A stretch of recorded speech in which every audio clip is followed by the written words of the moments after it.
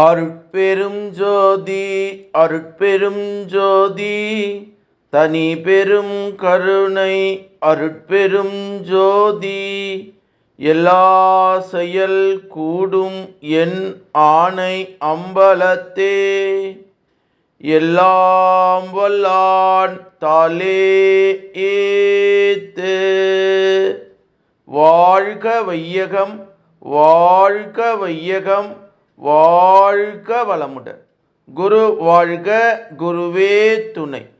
அருட்பெரும் ஜோதி திரு அருள் பிரகாச வள்ளலார் ராமலிங்க சாமிகள் பாடி அருளச் செய்த ஞான சரியை பாடல் 15.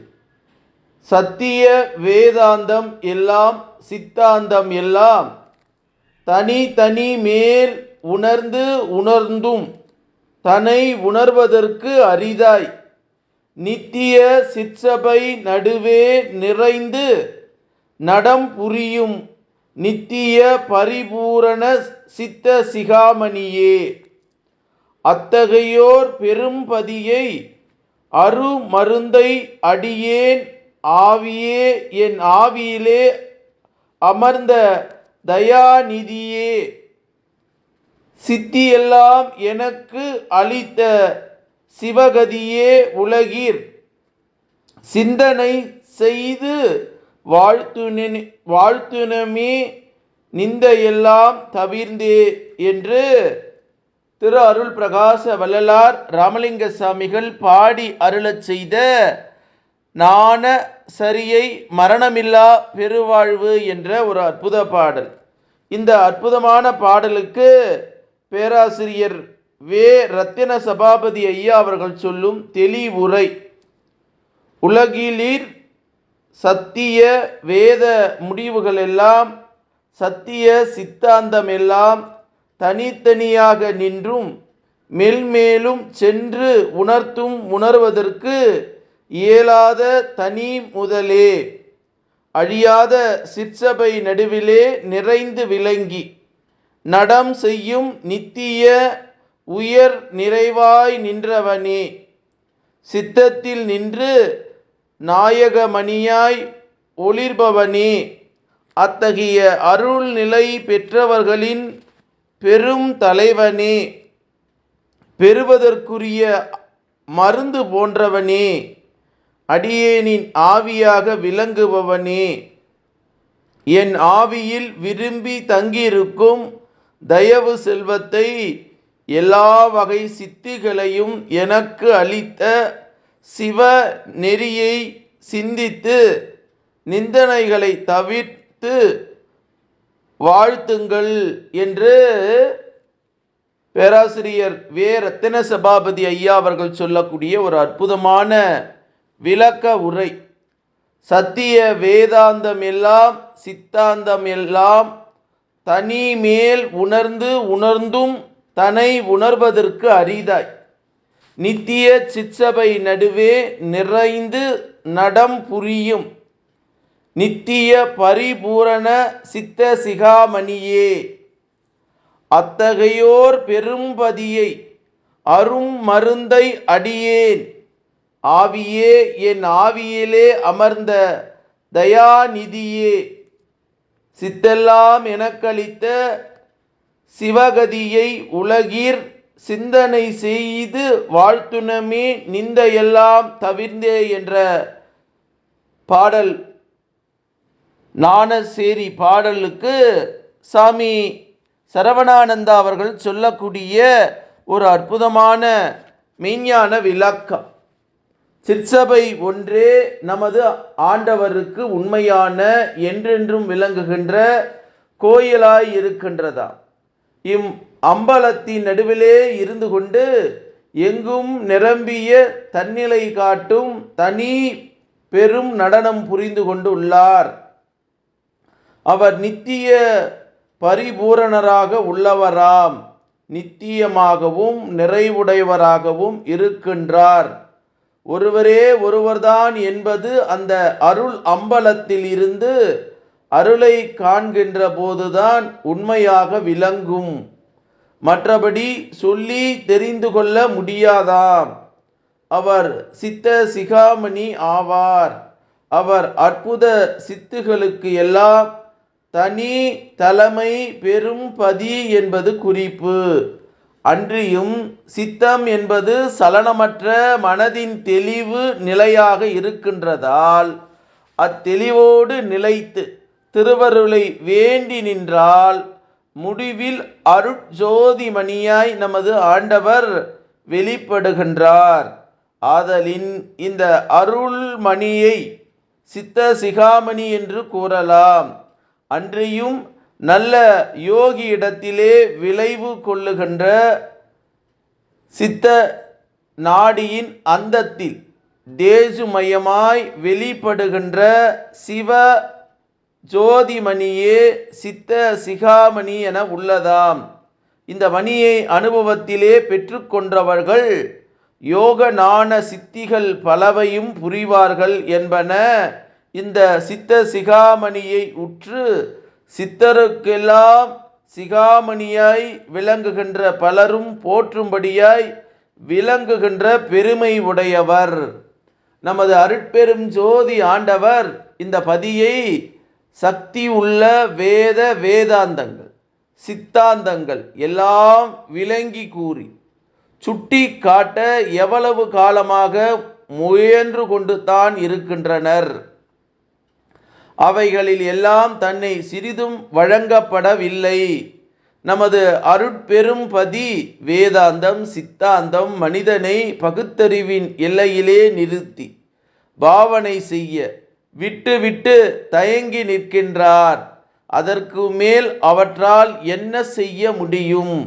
அந்த பாவன சமாதி பழக்கத்தாலும் ஆகம தந்திர முறைகளாலும் நித்திய பரம்பொருள் ஓரளவு உணர்ந்து அடைந்து ஓரளவு சித்தி கொண்டும் ஒரு குறிப்பிட்ட காலம் வரைதான் வாழ்ந்தொழிய முடிந்ததாம்.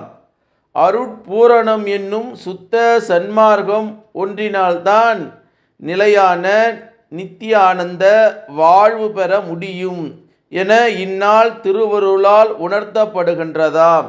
அப்படிப்பட்ட அருட்பெரும் பதியை அருண் மருந்து என்றும் அருள் அமுதமாக உள்ள ஒன்றை என்னுடைய உயிராக கொண்டுள்ளதாய் திருவருளால் அறிவிக்கப்படுகின்றன. மேலும் எனது ஆன்மாவில் இருக்கும் அது எல்லாம் அல்ல தயாநிதியாக இருக்க காண்கிறேன். அதுவே என்றென்றும் தய ஜோதி நிதியாய் விளங்கி சித்தி எல்லாம் வழங்குகின்ற சிவநிலையாகவும் கண்டுகொள்கிறேன். நீங்களும் இந்த அருள் பெற்று பரமானந்த வாழ்வு அடைந்திடலாம் வாருங்கள். உலகில் பிறரை நிந்திலை விட்டு விடுங்கள். எங்கும் விளங்கும் இறைவனையும் அவனது அருட் சக்தி செயலையும் கண்டு கண்டு வந்தனை புரியுங்கள். முதலில் அம்பலம் முன் வந்து நின்று ஆண்டவர் பெருமையை நினைவு கூறுங்கள். சிந்தனை செய்யுங்கள். செய்து கொண்டே இருங்கள். அன்பினால் கண்மனம் கரைந்து நிகழும்போது ஆண்டவர் உண்மையை வெளிப்படுத்துவது சத்தியம். வேத ஆகமங்களுக்கும் கண்டதற்கு கண்டுக்கும் அரிதான கருணை வல்லலை அருட்கண்ணை கொண்டு கொள்வீர் கண்டு உள்ளூர கண்டு வாழ்விலே அமைத்து கொண்ட சச்சிதானந்தமயமாய் திகழலாம். சிந்திப்பவருக்கு அபாயம் ஒரு நாளும் இல்லை என்பார்கள். எப்படி இருக்க முடியும்? வெறும் சிந்தனை செய்து கொண்டிருந்தால் அருள் செய்ய முடியாதாம். கடவுள் இடையுறாது ஐந்தொழில் புரிந்து கொண்டிருக்கிறவர் அவர். அவரை உள்ளத்திலே கொண்டு மறவாது இருப்பதோடு ஜீவ கருணை செயலும் புரிந்து கொண்டு இருப்பதுதான் உடல் உயிரோடு விளங்குவதற்கு உணவில் கடவுள் சிந்தனை ஓங்குவதற்கு உற்ற உபாயமாகும். ஆகையால் சித்தத்தில் செம்பொற் சிந்தனை மாறாது இருக்க வேண்டும் என்றால் சுத்த சத் விசாரத்தால் அகநிலையில் பிழையாது இருந்து கொண்டு அருட்செயலில் ஈடுபட்டு விட்டால் திருவருள் தடைபடாது. அநேகத்தை பெருக்கிக் கொண்டே இருக்கும். அப்போதுதான் சிந்தித்து இருக்கவும் அபாயம் ஏதும் உண்டாகாது, வாழ்ந்திடவும் இன்பியல் என்றென்றும் விளங்கிடக்கூடும். சிவகதி என்றது அருள் அல்லது தயவு உண்மையை கொண்டதாம். கடவுள் தயவை நமக்கு ஜீவ தயவாய் விளங்கி சுத்த தய இன்ப நிலைக்கு ஏற்றி வைக்க உள்ளதாம். கதி என்றால் வழி, புகழிடம், நிலை, துணை முதலியவாக பொருள்படும். இவை யாவையும் இருப்பது கடவுள் தயவு ஒன்றே. ஆதலால் சிவகதியே தயாகதியாக கொள்ளுதல் பொருத்துவது அன்றியும் தயா இன்ப நிலை பேரே.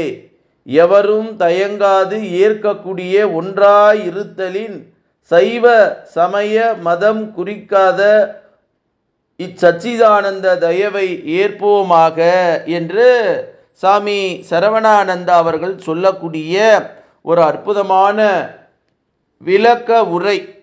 வள்ளல் பெருமான் நாண சரியை என்ற பாடலை 28 பாடல் எழுதியிருக்கிறார். அந்த 28 பாடல்களையும் உண்மையை உள்ளவாறு நல்லதை சொல்லுகின்ற நான்முக வார்த்தையாக வள்ளல் பெருமான் நமக்கு உரைத்திருக்கிறார். இந்த அற்புதமான மரணமில்லா பெருவாழ்வை எல்லோரும் அடைய வேண்டும் என்கிற நல்ல சிந்தனையோடு நல்ல நிலையோடு இந்த 15வது பாடலும் நமக்கு சொல்லக்கூடிய செய்தியாக நம்ம உணர்ந்து கொள்ளுகிறோம்.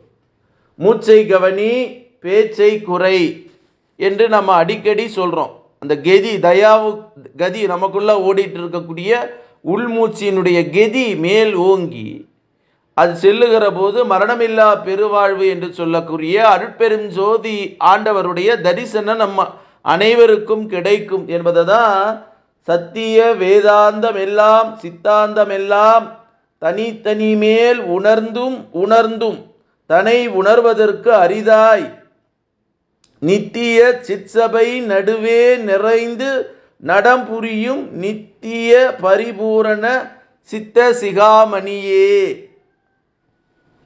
அத்தகையோர் பெரும் பதியை அருண் மருந்தை அடியேன் ஆவியே என் ஆவியிலே அமர்ந்த தயாநிதியே, சித்தெல்லாம் எனக்கு அளித்த சிவகதியே, உலகிற் சிந்தனை செய்து வாழ்த்துனமே நிந்தை எல்லாம் தவிர்ந்தே என்று வள்ளல் பெருமான் பாடக்கூடிய இந்த நாண சரியை 15வது பாடலை யார் படிக்கிறார்களோ யார் கேட்கிறார்களோ அவர்கள் வாழ்க்கையிலே அற்புதம் கண்டிப்பாக நடந்தே தீரும் என்பது சத்தியம் என்று சொல்லி வள்ளல் பெருமான் பாடக்கூடிய ஒரு அற்புதமான பரசிவ வணக்கம் அந்த பாடலை சொல்லி என் உரையை நிறைவு செய்கிறேன். அன்பெனும் பிடியில் அகப்படும் மலையே, அன்பெனும் குடில் புகும் அரசே, அன்பெனும் வளைக்குள் படும் பரம்பொருளே, அன்பெனும் கரத்தமர் அமுதே, அன்பெனும் கடத்தில் அடங்கிடும் கடலே, அன்பெனும் உயிர் ஒளிர் அறிவே, அன்பெனும் அணுவில் அமர்ந்த பேரொளியே, அன்புருவாம் பரசிவமே என்று வள்ளல் பெருமான் திருவடியை தொட்டு வணங்கி அருட்பெரும் ஜோதி அருட்பெரும் ஜோதி தனி பெரும் கருணை அருட்பெரும் ஜோதி எல்லாம் செயல் கூடும் என் ஆணை அம்பலத்தே, எல்லாம் வல்லான் தாளே ஏத்து, இன்று வருமோ நாளைக்கு வருமோ அல்லது மற்ற என்று வருமோ அறியேன் எம் கோவை, துன்றுமலை விம்மாயற்று வெளிக்குள் வெளி கடந்து சும்மா இருக்கும் சுகம் என்று பாடி அருளச் செய்த திரு அருள் பிரகாச வள்ளலார் திருவடியை தொட்டு வணங்கி எல்லா உயிர்களும் இன்புற்று வாழ்க, வள்ளல் மலரடி வாழ்க வாழ்க, கொல்லா நெறி குவளையமெல்லாம் ஓங்குக என்று பாடி அருளச் செய்த வள்ளல் பெருமான் திருவடியை மீண்டும் மீண்டும் தொட்டு திருவடியை வணங்கி இந்த பூமியிலே வாழக்கூடிய சித்தர்கள், ஞானிகள், மகான்கள், யோகிகளுடைய திருவடியை தொட்டு வணங்கி இறைநிலையோடு என் எண்ணத்தை கலக்கவிட்டு உங்கள் அனைவரையும் மனதார நெஞ்சார வாழ்க வளமுடன் வாழ்க வளமுடன் வாழ்க வளமுடன் என்று வாழ்த்துகிறேன். அருட்பெரும் ஜோதி அருட்பெரும் ஜோதி தனி பெரும் கருணை அருட்பெரும் ஜோதி என்ற மகா மந்திரத்தை வான்காந்தத்தில் கலக்கவிட்டு உங்களை வாழ்த்துகிறேன். நன்றி, வணக்கம். வாழ்க வளமுடன்.